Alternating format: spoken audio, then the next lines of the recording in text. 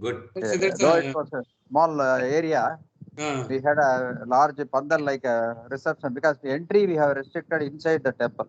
Okay.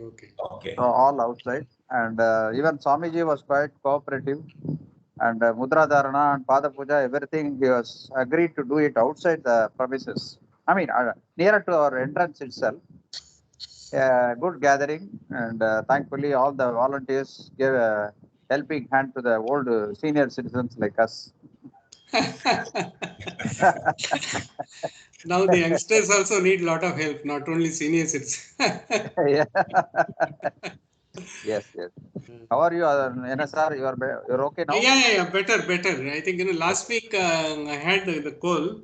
I thought I will be able to manage, because then as a precautionary I took, and as Madam has suggested, I've been doing goggling and other things. With that I'm able to manage. That is the, because this is the seasonal infection. Because the fluctuation, the temperature everywhere it happens. Entire February was a little tied up for me, because 10th, 12th was the function. Then subsequently residual activities, and then Mandala Abhishekam started.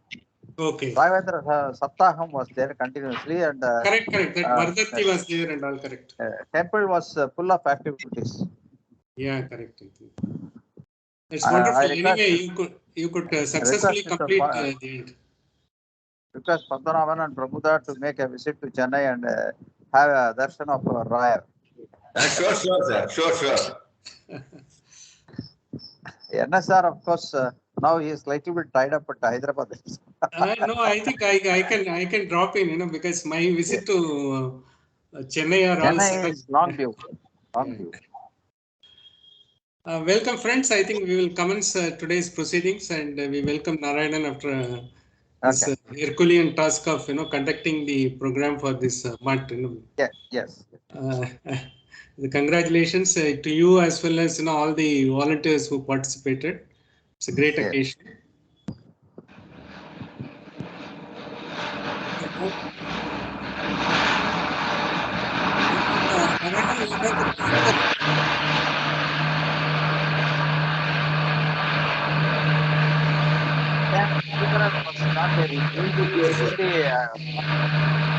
I think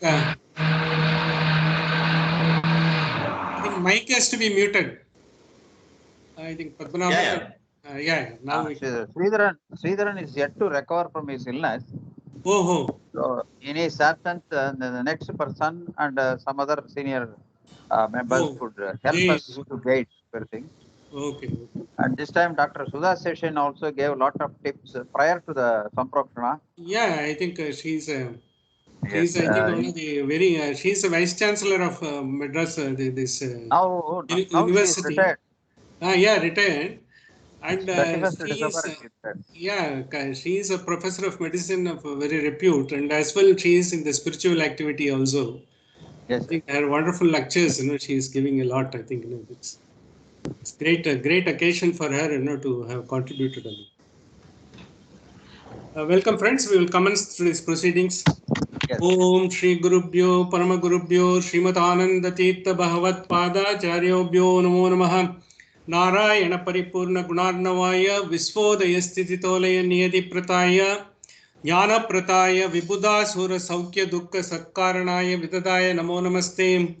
Yo Vipralimba Viparita Mati Prabodhan Vadan Rasya Kritavan Bhuvidatvavadam Sarvesvaro Haririti Pratipatakam Tam Ananda Tirtha Munivam Namami.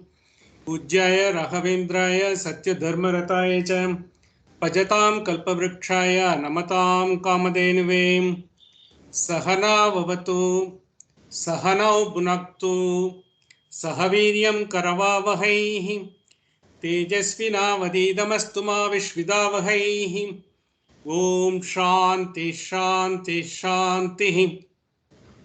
Welcome, friends, once again to our Kathopanishad journey. Last week we had looked into, because we looked into the background of the Kathopanishad in brief, as well as, we are in the middle of the second part of the Upanishad, where, we are highlighting the relationship between the Guru and the Sishya, in the sense, the Guru is the one very important aspect of the entire, all the scriptural studies, be it whatever be the religion, because the knowledge of the scriptures alone is not sufficient.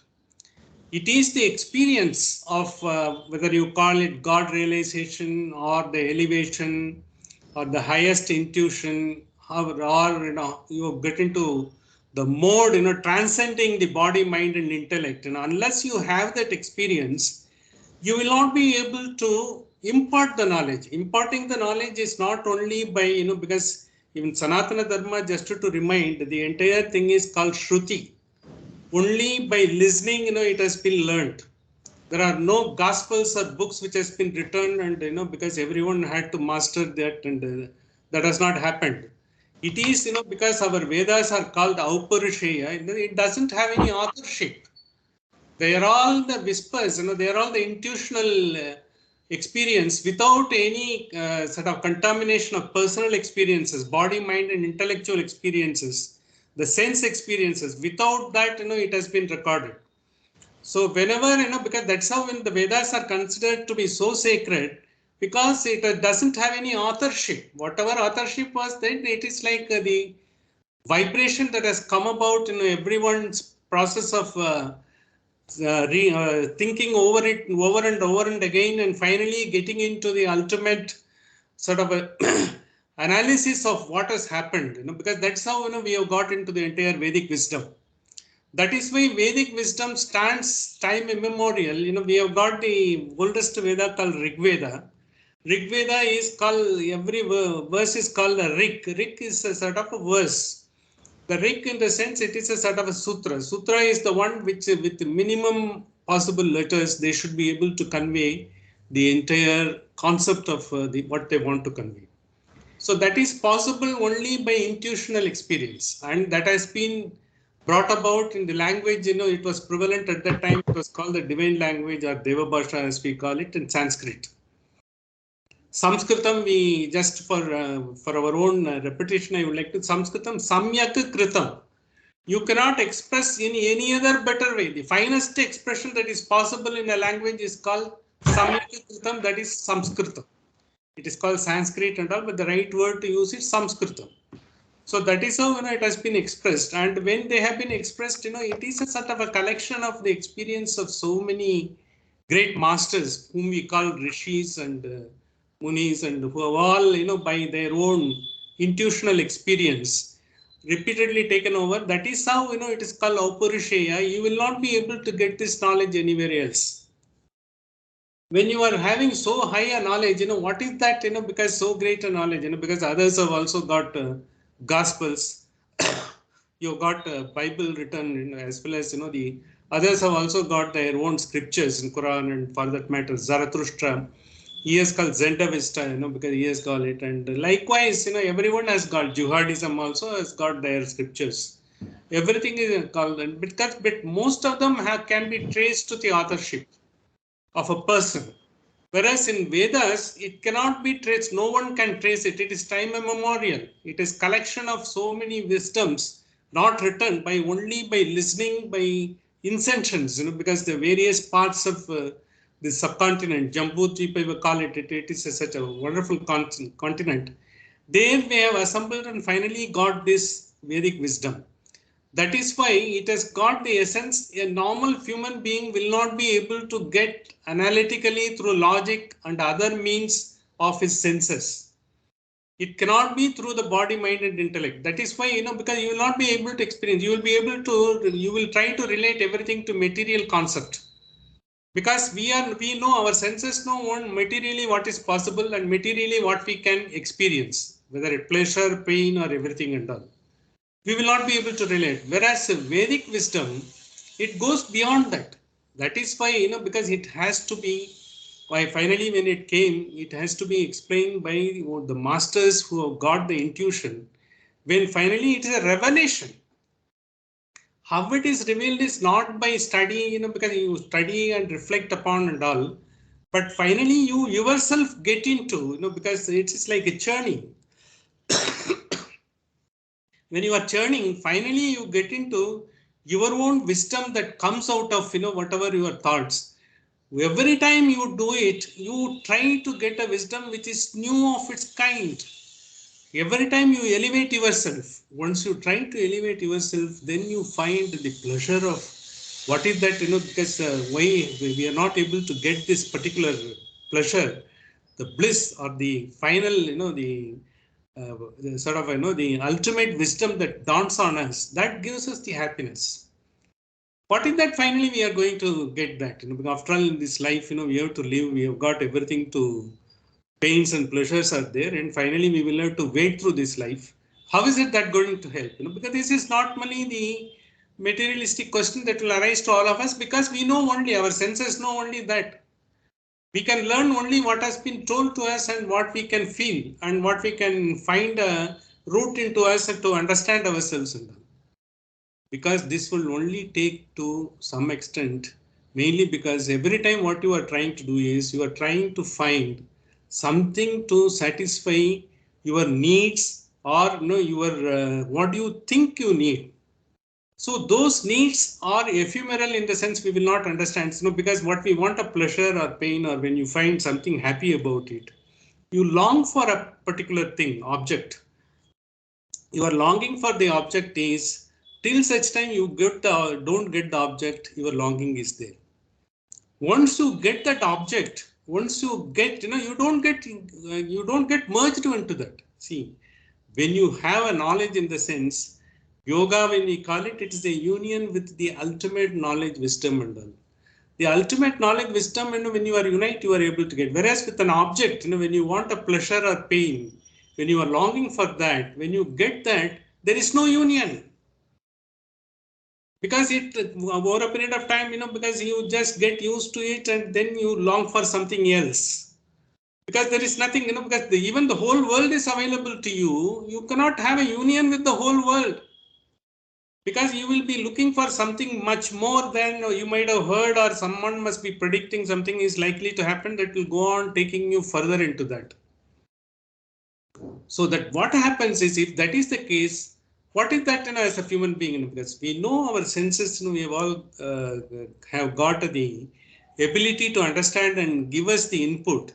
Once we understand and once we assimilate in, these are all the experiences what we have. Over a period of time, then you go for a higher thing. Only when you get some higher thing, you will be able to leave the lower thing.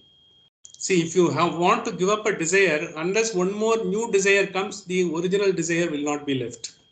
That means there has to be continuous inflow of desires, continuous inflow of desire to get satisfied. Unless this is there, you will not be able to get across in this world. So then how to go about it and all? Because as a human beings, because this is what one Acharya very nicely sort of he conveyed it. All the plants, they take the food from the roots and they grow upwards towards the sky. Because that is the way that has been told. Until such time it goes and matures and it gives fruits, or it is able to give the flowers or whatever it does. And after the time comes, because it goes off, the new plant comes in its place, because it throws away the seeds, from there, the new plant comes. That is it. Whereas the animals, they take the food from the mouth, they just go horizontally. Whatever it is, be it mammals or even other creatures, they all go horizontally. Horizontally, when they go, they have got, each one has got their own digestive system and other thing, they do it. But once they do it, because they, whatever satisfied, minimum requirement is there, they satisfy and they live up to their sort of a lifetime, whatever is there, then give it up. Whereas human beings, we take food from top, mouth, and then when we grow, it is from the leg, we grow up. Why it is so? Because when we are growing up, why we have come to that? Because we have got something, an element called the chitta. We have got the intellect, which is there. The intellect that has come about, to give the discrimination and all when it is there and all. It is like a flame. Even if you strike a matchstick, the flame will go up. So that is why the human being has got an ability, because having evolved into a human being, you have got the ability to go up, urdhva, urdhvamukha, they say towards up. The flame always goes up. Likewise, when you go, then you will be able to think about not always food, because once you are hungry, you will be satisfied. Then you will think of your initial worth. You want to be someone that is there, for the human being, because if you are in an organization, you want to be in a CEO or something like that. And if you are sort of a learned person, you want to be something. If you are a scientist, you want to be in the top part or maybe a Nobel laureate, something like that. And see, because those things come about, because those things are beyond, because what your sensory needs are there. But it's also need in the sense the recognition, the worth, because what you are capable of, because you think you are capable of doing so many things that comes about human being naturally. So when it comes, when you are able to direct it properly, and when you are able to put it into focus, then you are able to get what you are really looking for. You will not be dissipating your energy into our normal life, because once hunger is there and it's part of it, and it will go off, and you will take in whatever it is there. So because there is always a jostling, because within the body itself, there are so many wants are there. Each one of us have different type of wants. So some of us, because the person who is initially sort of in the beginning of his career and he wants to accumulate a lot of things and he have a good house, bungalow, this and that and all, wants to be happy, then you will be happy ever after. That ever after doesn't take place, because again, one more something, so many other things comes about and you will have to manage that. So what happens is every time, when you are trying to find, when you are directing it, slowly you will be giving up what is happening, in your everyday life. You will try to find a meaning into that. You will try to find a meaning into everyday's experience. You try to find a divinity into that, because we are all divine creatures. We have got the divine proportions possible for us, to attain the greatest bliss that is possible to any being and all. When you got such a divine proportion, when you have to build, divinity is well within you, and how you can know, whether you have got the divine proportion or whether you are able to get access the divinity within you. The divinity of the desire comes from the perception. Right from the perception, the divinity of the desire takes you to the highest level. How to divinize the desire? That is the first thing. That means you will have to find every day in your life something mystical, and because divine experience in your experience, everyday experience. Maybe I think you might have. So when you get up in the morning fresh, when you are totally clean, you don't have any problem. As the day goes by, slowly you accumulate a lot of things. You get a phone call or you get a WhatsApp message. Someone tells, because this is likely to happen. Then you get how to ward off, how to manage this. So how to sort of, there's so many things, immediately keep cropping, one of the other, how to manage these things. So living life is, not a very easy thing and all. Every day you will have to manage with so many things, because you have got so many paraphernalias around you, you will have to manage. You will have to manage your bank account. You will have to manage your household, and you will have to manage in your profession, and you will have to manage the relationship, be it your children, wife, or because other relatives, all so many things. But in all these things, you try to always try to find a way out and all those things. Why it is happening? Because you are assuming a role everywhere, and you have got to do something at all. Is it necessary? Is it that required? So because you feel, I have to be, very good in the books of my children, because you feel, but you are so and so. But you are also always a husband of someone or wife of someone, because depending upon you are there and all. In the sense, you assume the importance for everything, and as you have got, but you take this as it is.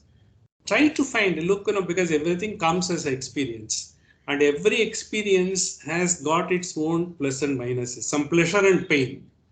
It will come with both. Pleasure and pain in is because what is amenable to you, what is convenient to you, what you like, that is a pleasure. But what you don't like, if your son does, something, he may be happy with it. But if it is not in your thinking, he should not be doing it, then it is a pain for you, in the sense, how to make him, understand that he should not do it. Why are you bothered? Once you have given him the proper background, and once you have given him up to the level, he will manage. But then you should be available whenever your help is there. That's all. Whenever you are needed, should be available, not get into that. Everyday's experience, once you look for a mysterious experience or mysterious, if I may to say, you should be happy without any reason at any point of time. That is not possible. I think, you will think, unless a madman only can be happy without any reason. That means we are being, endowed with that ability by the Almighty that we can be happy at every moment, because it is, every day is the experience, which you are encountering is going to give you something. But don't expect, because take it and all, because, but don't try to color the experience as is good experience or bad experience. See, someone may be talking to you in insolent language. You may think, because how dare, you can talk to me like that. See, after all, a person has got a mouth and a person has got a capability of talking. He has got a language, and fortunately, unfortunately, you also understand the language. Then you feel that and all. Why do you give credence to all those things and all? Everyone does what is best possible for them. That is the best possible for him. For you don't bother about it, because it is, see, someone says, because it is what, but maybe I think, you can just, correct him, by your own matured behavior. So likewise, you can do. It's not that, I only have to always take the trouble of doing it, but others don't bother about it. It doesn't, if you think like that, that is the end of the world. But you cannot be changing the world. You can change only yourself. You cannot change the whole world, and the world will be like what it is. They will behave in the same, the ridiculous way if you think, or the most pleasurable way if you think. Either way, they will be going on doing it. But you will have to find, because everything, it takes it. It's not that accept every nonsense. Try to ward it off and try to put it off, and try to, because very sort of majestically, because you refuse to listen to that or refuse to engage anyone. Likewise, you will have to go on doing it, and you will have to find, look, today I've got something, because something, it happens every time when you read something or new something or new information comes to you. When you don't know something, which is happening, even about your body, what's happening inside us. Sometimes we all think, because we are under different impression. Once you know that, the happiness what you get, it's not only that, you are getting happiness, you can also help someone else, because now having understood. For instance, let us take, the common occurrence of the sugar and, the pressure is there for everyone. Most of us, in the age group of 50 plus and or even 40 plus itself, nowadays it comes. So then there is hundreds of reasons, because this is, you should not a lifestyle disease, this and that. And if you really see, it is not lifestyle disease or anything like that, your mental makeup only. Your mind is responsible for generating a lot of enzymes, including your pituitary gland to generate a lot of enzymes, as well as your pancreas to create the insulin and all. But are they not creating? Yes, they are creating. And we normally said, because if a person is having a diabetic, there's a pancreas problem, because insulin is not sufficient. It is generating insulin. Every enzyme is being generated in the body as per what God has given. But what is happening is, because scientifically, if you come to know, whatever insulin that is being generated is being countermanded by another enzyme, which is coming. It's a tenglopyrin, they say. It's a peptide, because it is a sort of a chemical that comes about. That, because it overshadows, the function of that insulin. That's all. But once you do how to do that, you don't have to do anything and all. As long as you are in the right frame of mind, and you are able to regulate, because regulation is always necessary, not only for our eating, including our thinking. Regulation in the sense, don't overthink. Think take as it comes. You will not be able to do anything, because suppose, if something is likely to be an earthquake, I cannot be able to do it. Even the scientists can't find it. They have not found even what has happened in Turkey and Syria. They were all knowing, because the fault is there and it's likely to happen any point of time. The fault is so, because but they were not able to know exactly what time it will happen. And it's a very difficult fall to predict. Scientifically, they have not found, even California, they are getting so many things that is happening and all, they are not able to predict it. It's not there and all. Then, because you're trying to find the what next better, next best out of it, how to ward off, how to protect it. Likewise, anything happens will happen, but you try to do what is best for you, best possible for you. You are equipped for that. Go about it, and then accept that. Because once you are able to do the accept in the sense, okay, automatically it will go off. Likewise, all the lifestyle, even the stress, because every doctor says, because you should be stress free. Even the doctor is not stress free, because if he doesn't get the client, if there is a rain, if they don't, the patients don't come, he is in stress. See, he is also having a stress in the sense, don't expect, because what comes, without what is coming in you, be happy about it. Because more you expect, you cannot achieve anything. Expectation, you are not the one who can meet your own expectation, because the others, so many others are responsible for that. You will have to take that into account. Like in your body itself, so many enzymes are jostling, for their own predominance. That is how because insulin is predominated by another enzyme which is being put in.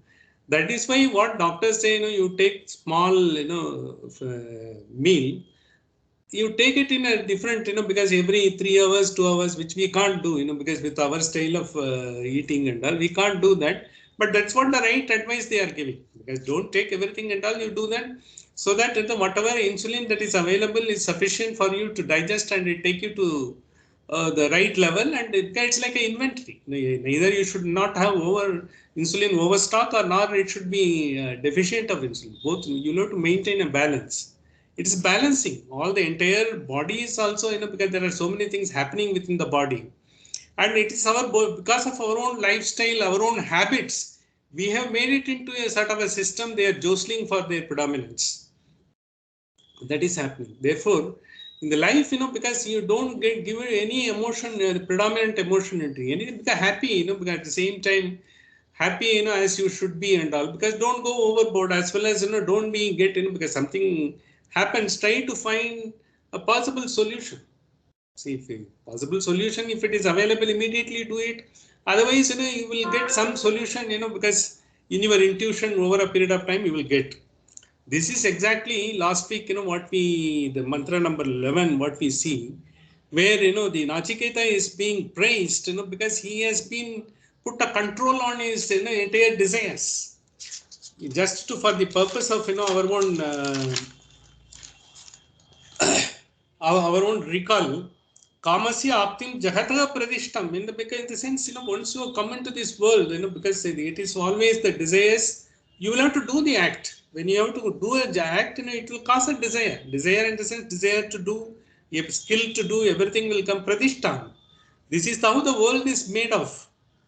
Krator Anantyam Abhyasya Param, because once you are able to manage, because manage the desires and the effect of the desires, then, you are getting into the other shore where there is no fearlessness. Real fearlessness is when you are able to stand by yourself, not bogged down by anything that is likely to happen. That is called klesha. Klesha in the sense, somewhere else, because the earthquake happened in Turkey. And if you feel, if I am going to another country, if it happens, why are you worried about it? Because if it happens, not only it's going to happen for you, the entire population around that area, they are going to have it. Then why are you bothered about it? So then if it is going to be managed by so many people, so will be you. And everyone will be given a way out, and you will also be given a way out like that. And because you should not have these unwanted thoughts coming in, taking away your potential to live in this world. But every day what we are doing is, we are always surrendering our potential to the unwanted thought. Once you are able to get over this, the ability to not to have the unwanted thought and unwanted things and all, the life will be happy in the sense, because you will always try to find a happiness personified. Every moment of nothing is going, see, nothing is beyond, anyone's capability and all. Whatever is possible, we will do it.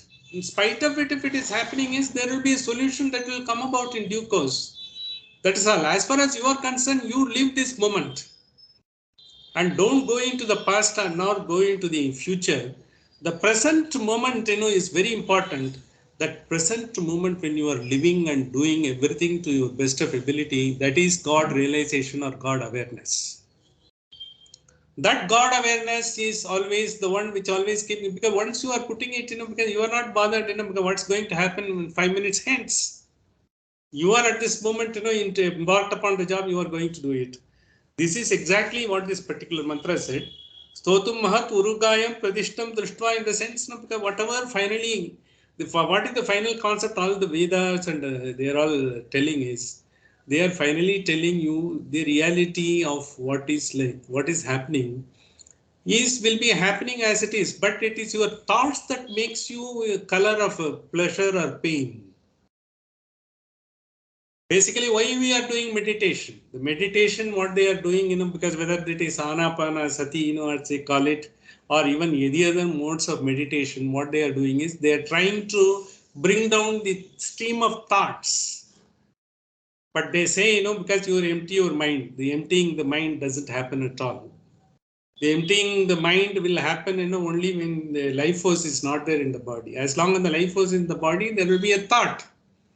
And even when you are doing meditation and you are telling, you feel, you are emptying, you are having a thought, you are emptying, but you may not be emptying.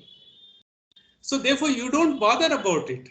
What you do is, it's not that, you just observe the thoughts, which is not important, because there is something, because there are so many, clashes that actually he told me something like that, someone, without any sort of a reference to any of the context, he will say, no, that man talked about you like this. So why should you get worried about it? Say, I don't, if I think I am someone, who is so great, he should not have talked about me and all. He felt something, he talked about me, why should I be bothered? It is because, and for me, a higher goal is there. I will have to find myself, into the elevation of my own experience, just to know from every mystical experience in me, every day God is giving to me. I'm not able to catch hold of the glimpse of those mysteries that is taking place, mystic experience that is taking place. On the other hand, and I will be dissipating my energy into this.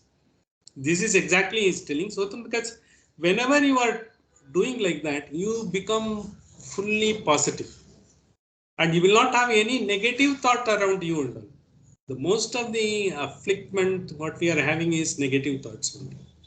The negative thoughts, because basically what happens is, it boosts your ego. The negative thoughts has got a habit of, it is a sort of a fuel for your boosting your ego.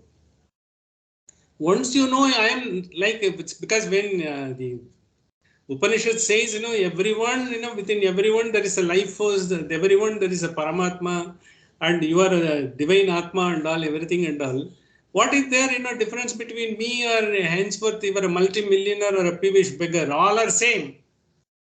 We don't have anything and also why I should be bothered? Because no one can afford to insult you, nor you can insult anyone else. It is not possible. If you think that is only your frame of your mind, state of your mind, there is no one you can do that, because with such an attitude, once you do Somam Mahat Urugayam Pradishtam Drishtva, Dritva Dhire, once you have this, Nachiketa, you rejected all other things, because you don't worry about the unwanted thoughts that will keep coming about. If it happens, if so, what? All those things you don't give it up and all. This is what he says in this context only, because when it is being said like that, why you should not have all these thoughts, and because how do you find because the divinity in you, the divine thoughts, or at least don't bother about by the things that is happening elsewhere where you are not related to that at all. And how am I to keep my in the positive frame of mind all through and all? For that, the next mantra 1.2.12, it is in your page number 49 is there of the document which I sent. I will just read and I will just explain. This is again a very important concept, because what we call mantra is basically how to live happily and bring about your happiness. Because maja mein raho, because be happy all through. You are divine creation to be happy. Happiness your birthright. And to be happy every moment is your nature, but you are giving up. Why should you give it up? That is what exactly says. How Upanishad says, because Upanishad has got a problem of income tax, and those rishis would not have had the problem of income tax, because now the March 15 is coming in, people will have to pay the advance tax. See, these are all the incidental. See what, because we all know, because there is a law, and the law is needed. Why law is needed? If all human beings are perfect, there is no law needed. Because when we have got deficiencies, the laws have come into, because when you are in the part of the society, you will have to fulfill your obligation. Tax is nothing but the government share of what you have earned has to be given to them. And likewise, don't get into all those things where your obligations are there, duties are there, and you can't take everything as a burden on you. You will have to go sort of gleefully do it. Wantonly, willingly, you will have to comply with it. Because are you, if you are spending a huge fortune on the education of your children, are you feeling it? Because your children beg, borrow, and steal, and you give a good education to your children, because that is your bounden duty. You have got love for them. When you do everything with the same amount of love for yourself, for whatever you are doing, then the question doesn't arise. See, it's all said easy, but how it is done? Because basically it is always giving up. Because basically what my and me, once it is given up, it always, because what happens to me can happen to anyone else also. That is why, because always I consider, because my difficulties are to be too great to be managed than anyone else. But what is the same? Okay, even that person is going to have, he will also going to have the same thing and all. But once you take that attitude, you do not feel, because okay, it is, everyone will have a story to tell. Everyone has got a war that is fighting, but we don't know about it. We think, what we are having is the biggest battle and all. Because it's, once you have that attitude, you will be able to find a solution for yourself. You will be in the proper frame of mind to find a solution. Otherwise, you will not be able to. That is exactly what he says. And that is the God awareness that they are trying to bring about. Because here, why he is giving this, as a guru, he imparts that he has seen so many people, going through this. And he has also helped a lot of people come about it. And he is a 7-year-old, but he is got the maturity of even the 70 plus and all, because he himself has seen, he is not showing anything, into the desires, all sort of, the fascinations, what has been given, all enticements, and he is not giving in and all. So that's why in this mantra they says, Tam Durdarsham Gudam Anupravishtam. In the sense, Tam Durdarsham Gudam, because you will not be able to see the potential of you inside, who is guiding you and all. Because we don't see, who is the force, the life force in us. Whether you call it Atma, Paramatma, or the life energy, the primordial power, whatever is there. Tam Durdarsham Gudam Anupravishtam. He is in a sort of a cave of caves. Adhyatma, why we call it, is the internal journey. The internal journey is to breaking yourself open into and go into that. But we never do that. Why? Because in the world, we do not want to get into ourselves and see, because how we can correct ourselves, how we can perfect ourselves. But we see the other. We are very happy to correct others. We are very happy to complain about others. We are very happy to sort of give advice to others. But it is like this, because once you do that, it is like a cerebral gymnastics, because in your own gym, because when you are going to the gym, to have enough strength, to build yourself, because the entire, the bodily strength and the stamina, to face the entire thing. So that we don't do. That is the mental sort of the gymnastics, which we'll have to undergo. This is Adhyatma. Adhyatma is, rarely people get into this particular path of Adhyatma. That is why they need God's grace. God's grace, because always in the outside world, to superficially deal with what you have seen based on your experiences, anyone can do. But to go into yourself and to find yourself and make yourself, something out of you into a much better dimension, than what you are in. That is something different. That is why this Adhyatma. Adhyatma is, that is why when you are trying to find every experience in a day, what happens from morning to evening, every experience has got something to offer you. And once you cherish, because always, you can always cherish, because when you will be able to cherish, when you are able to keep yourself away from that. When you are part of it, you will not be able to. When you are part of it, your pleasure is your pleasure, your pain is your pain. When you are able to see at a distance, because when you put yourself, as a third party, because when you are able to sakshi, what they call it, observe, then you will get what a wonderful thing it is there. So because see, so many things we learn, because repeatedly it is happening for so many years. Maybe in one particular day I happen look, what a wasteful time I spent on all these silly things, because now I have understood and I should not have wasted my thoughts on this. Then because what happens, once you give it, that is meditation. Slowly those thoughts go off, you don't get into and all, because then meditation really helps you focus. But what happens, that is half an hour or an hour or 1 hour when you do meditation, it is there. But then by practice, it will have to continue throughout your day. That is the divinity in us. That is the ability to see the happiness. Because every day, because morning there is 1 hour meditation is there, evening 1 hour meditation is there, that's all fine, because that is to start with. But how it will help you? Over a period of time, you will be just discarding, observing the thought and leaving it out. So most garbages, you will just throw it out and you will not be carrying the cobweb in your mind. You will not be carrying the luggage into you. That is exactly tam durdarsham gudam anupravishtam guhahitam gavarishtam puranam. In the sense, one who is chatting with you, one who is trying to guide you, one who is giving intuition, is always been with you. But in your emotional state of being, you are not able to look into. When you are totally agitated, I think something major thing happens, in like relationship or something like that. Then you think, look, how can it happen? I don't deserve. Certainly, because none of us do deserve, anything what we don't want.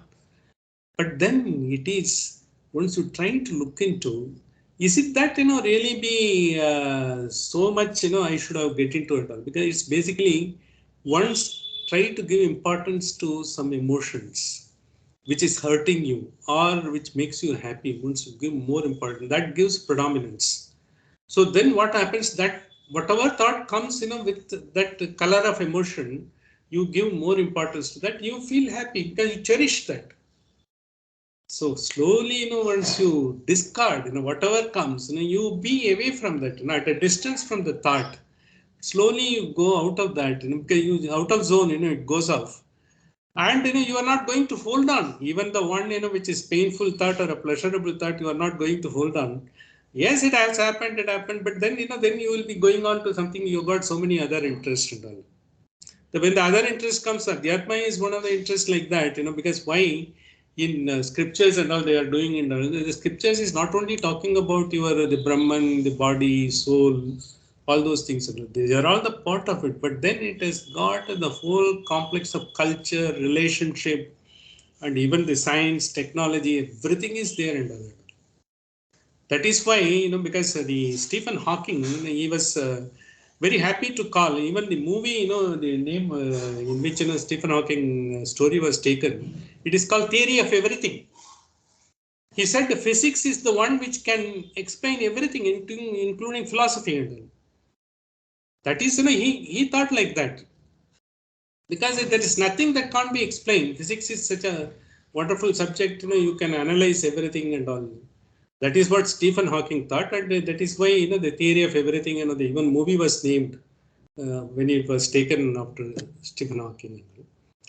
Same thing, I narrated the story earlier, when I visited the lecture of the 1994, the chemistry Nobel laureate in Delhi, long before I narrated. That gentleman, when he started, he is a chemistry Nobel laureate, and I think in fact, he was to nominated second time also or something like that. He was telling, because see, basically, if you see the whole world, it's all reaction. All elements are there, elements are reacting. It's nothing but, the chemistry. Without chemistry, I don't know why physics is existing as a separate subject. This is what he said. See, at the level of, the people who have got so high, so much heights, as a Nobel laureate and Stephen Hawking, because that is, they are very strong in their belief. They say, because why there should be a this chemistry coming, because in fact it is all basically all the elements. The Mandel's periodic table, because it brought all the missing gaps in the elements with the, the valency and the everything and all. It atomic, the number and all. It brought about lot of, because from there only so many other materials have come. Why should you learn that? It's likewise, the world view will be different. But as far as you are concerned, whether it is a chemistry or physics, it is really been it is acting into you, as in your acting into your being, acting into your thinking. So you don't bother whatever it may be, let it there and all. But then you try to recognize how these things, because the reactions, what is taking place, and slowly you are beginning by proacting. That is by only neglecting the unwanted thoughts. Unwanted thoughts in the sense, don't carry the thought, unnecessarily, because try to not to hold on, something, which is even unpleasant. Keep it, and it has happened, that's all, because the next moment, it may be sometimes, the same thought will be giving you a very pleasant feeling in some other context. You don't know. It is a sort of, the state of being at that point of time. So when you see Guhahitam Gahvarishtam Puranam, because it is a time immemorial, it is happening and all. In this context only, last week, we had Nasadiya Suktam, we call it. The name, as it suggests, because we had the meditation with the Nasadiya Suktam. Na Asadiya Suktam is Asad. Sad, this means truth or existence, you can call it one. Asad, this non-existence, or which is not the truth. Not untruth, which is not the truth. You are not able to find. Na Asadiya Suktam, in the sense, then there is no existence. When there is no non-existence also, when there is no existence, when there is no non-existence, when there is no wind, there is no water, when there is no even the space, because the space was not, fully formed, likewise in those cases, what has happened? This is exactly the cosmology that is being talked about. When there is nothing was there, because as per our scriptures under the primordial, only the vibration was Om. The Om is also made of, the four letters A, U, Ma, and Nada. Matra, we call it. That Matra, they are the one, because just about, because you see interstellar movie, you see, because in the interstellar space, you get a sort of a vibration, that's all. There's some sound, you get it, that's all. It is like that. When there is nothing is existing, some power, because something else was it. There is no non-existence. There is a power, which was existing. Because it has created the order. Without the order, divine order, because so many things would not have fallen in place. There would be a chaos. Even if there is a Big Bang, because there is a theory, there is a regulation is there. Big Bang also very regulated sort of the Big Bang, because then only so many things comes. The involution when it takes place also, it's like that, because that's why now they are talking about, but the involution when it takes place, it is the dark matter, antimatter, so many things they are trying to talk about and all those things. All those concepts are being explained in this Nasadiya Suktam. Nothing is there finally when it comes. The idea is one of the questions, because that we have been dealing with is, like what there is a space, because mid space and the outer space and all, because space is space. We have got four directions, and we have got the four corners, and we have also got the up, below, and sides, all those things, all the 10. They don't make the space. Space is much beyond that. It is like between the cosmos and ether, it is a space between that, and that's how our concept comes.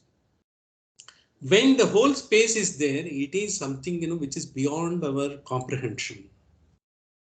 When, because when there is a sort of a cloud comes, and the cloud, I think, it is like giving, the huge thunderstorm and all, and it comes. It also is, and the sky is not affected, but after it rains, the sky is not affected. After the rain, because there is again a post rain, because there could be a sort of a lot of nourishment will be there, or there could be disaster will be there. Sky is not affected. It is only a witness to whole thing. Likewise, when the sky is there, it gives rise to formation of the earth, the Vayu, what we call Vayu Mandala. From there, because finally, one of our Upanishad, later we will see, Taittiriya Upanishad to explain. And from there, because the Agni is formed, because by clash of, the energy into the Vayu, because the ratified field, the Agni takes place. From the Agni, because by H2O that takes place, the water comes, Apa, what we call. Likewise, all the 5 elements, they get formed, because then finally they come into that. This is the entire cosmology that Nasa Diya Suktam. Na Asadiya Suktam. Then there was no non-existence. Neither there was existence. That's what it says. But there is a divine order, which was there, by reason of which, all these things are happening. Finally, it is. Likewise, even the gravity. What we call gravity is called Akarshana, because we call it in Sanskrit words. In fact, the Sakarshana is being given a word to the name of Vishnu as Sankarshana, what we call some Akarshana. Some in the sense it is the highest form of the gravitational force. In fact, because in our scriptures, twice, the entire earth was taken out of its axis. There is because it is being said, when Rakshas has taken the earth, away, and it's Varaha Avatarana, he brought it up and all. It is basically, in fact, geologically, they say twice the axis of the earth has gone out of its mooring. They say like that, because there is a sort of, because it's not scientifically validating or anything like that. There are events that has taken place, scientifically, people say in the scriptures also they have got it. How they have imagined all these things. It is not possible with the body, mind and intellect, to do everything in them. For instance, we have also during our Kathopanishad the talk, we all talked about how even before Orville Wright and Wilbur Wright, there is one Talpade in Pune. He has first flown aircraft in 1896 or so in Juhu Beach in front of the then High Court Justice Ranade. It is recorded. He was a government appointee. He was a very well respected judge. In his presence, it has been recorded, and he has done that. It is Vimana Shastra by one Bharadwaja, which was there, and he has used that, and he was out of his own curiosity. He was so sort of sold into, because all these things are available in scriptures. He did it. But of course, he flew only for a few sort of meters, and of course, it fell down, and it has been recorded. But even before Orville Wright and Wilbur Wright did it in US when they did, before that it has been recorded. But always it is of course at that point of the government didn't want to give prominence to these things and try to keep it down and all. It's not that because we have done something, because people have attempted to know what is possible from the scriptural knowledge, what we can do and all, that they have done it. So likewise, our scripture is not alone on philosophy, soul, Brahman and all those things. It is about the whole life, cultural aspect of it. The cosmology is also part of it. So when we say Adhyatma Yoga Adhigamane Devam, in the sense, Adhyatma in the sense when we are trying to find your own internal power in the heart of hearts, when you are finding, then you get the divinity, and all the unwanted thoughts don't cling to you. They go off automatically. Of course, there are a lot of things you can do by doing meditation, following certain yogic practices and all. They are all required, because to train our mind, because we are not trained every day, morning to evening, we are being bombarded with the everyday experience. We just can't afford to train our mind, because it gives an occasion to do that. So when you do the Adhyatma, when the internal journey, that takes you and gives you the fulcrum through which you can find the final peace and the mooring for your happiness all through the life. Every moment of the life. This may appear to be impossible task and all, but it is possible. It is possible. It's not that because maybe we were even we have not attempted enough. But once you have tried to yourself, distance yourself, from what is happening, and see it, either you find a solution to immediately to ward off, because so that you can do that. At the same time, you don't give in to all those sort of a machination that is happening around. Lose your moorings, so that you become lost. So both can be worded of Adhyatmam, Adhigamane Devam, Madhvadire, Harsha Soke Jahati, in the sense, Harsha Ullas. When you say, when you will neither be very happy, Shoka in the sense, you will not be too bothered also. Both will not be there. What we call Sthita Prajna in Gita. The Sthita Prajna is the one who is even-minded, balanced at any point of time. That is what in chapter number 2, he says, Krishna, he takes down, to the chapter number 5, 6, and 7. That is what, when you equal moving, when you are getting it and all, that is the happiness in life. What else?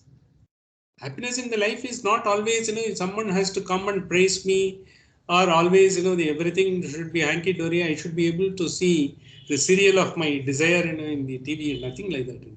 Every moment, if I am able to be happy without any reason, in the sense, every day you got experience, what a great thing that has happened to me. It's not something I don't take it as a, when you take it as a burden, then you will not be able to enjoy. Anything, I have to cook in the morning, the milk, may not come, because the groceries are not there, I will have to order. All those things, if you go on fulminating, in the morning, and then you will not be able to. But once you take it, Madhva Dhire Harsha Soke Jahati, in the sense you will not be able to have, you will be able to have. And you have to get into that entire heart of hearts you will have to find. Where is that heart of hearts? Is it something, where somewhere unknown and all? It is mainly because just by seeing, what is that? Why I am worried about? Why this thought is bothering me? Once you give it, you will find you will simply immediately give it up. But we never make an attempt to do that. That is what exactly that. And we will give a little more explanation on this particular mantra. This is very important mantra. We have got only two more mantras to go in this. This is to give the greatness of the relationship between the seeker and the one who is being taught by the guru and the disciple. Guru and disciple, in the sense, nothing but the Upanishad, the scriptures are guru, and we are the disciples. We are trying to absorb as much as possible to see, how best we can make yourself meaningful and to be happy at every moment of time, because that's what we are trying. We will see that next week. And we have got a little more fine explanations and some more references I can give it. We will conclude today's session with this, and followed by that, we will be having one small meditation. This week, we are taking up something called Nakshatra Suttam. Nakshatra, you might be knowing, because all of us do have stars. We have a birth star. Everyone are born on, we are supposed to have been born on a particular star, as has been told by our parents, who might have written our horoscope and all. And even otherwise, we have got 27 stars. All the 27 stars are equally good, and they are very good, and but unnecessarily people may have this star is good, that star is not good. But cosmologically, the meaning is nakshatra is called nakshatra, not chaya. In the sense, it doesn't have, there is no death of a star. The star never dies. It's always permanent. It's glowing. And it has got a purpose, it is in the scheme of things. In the cosmic world, it is there. They are all there, and the constellations are there, the stars are there. And how great they are, for the human life, that is going to be explained in this Nakshatra Suttam. It is basically to give, because don't bother about everything. All the stars are equally good, and every time is good time.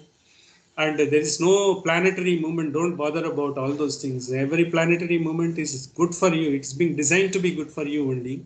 So you try to find happiness all around. This is what it says. We will be having a small meditation on that. With that, today's I will just conclude this today's session and go for the meditation. Sahana vavatu, sahanau bunaktu, sahaviryam karavavahaihi, तेजस्विनावतीतमस्तु मा विश्विदावहैः. Om Shanti Shanti Shanti. Now we will go to the meditation.